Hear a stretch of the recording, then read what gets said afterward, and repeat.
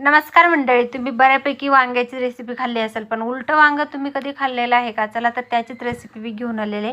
कढईमध्ये तेल, जिरे, मोहरी घातलं, त्यानंतर थोडंसं लसूण, कढीपत्त्याची पानं घातले, ते छान तेलामध्ये परतवून घेतले. त्यानंतर बारीक उभ्या चिरलेले वांगे जे आहेत ते घातले. त्यानंतर वांगे त्यामध्ये छान तेलामध्ये परतवून घेतले.